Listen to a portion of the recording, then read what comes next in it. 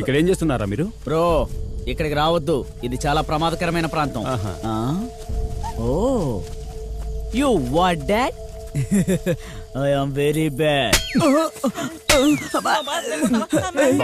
సింబాని బయటికి తీయాలి.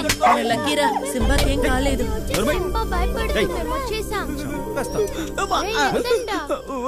అమ్మో రే, ఒక దేని తీసేవాడు కూడా ఎంత దూరం నడవడరా.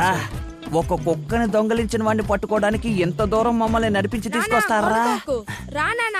అలాగే.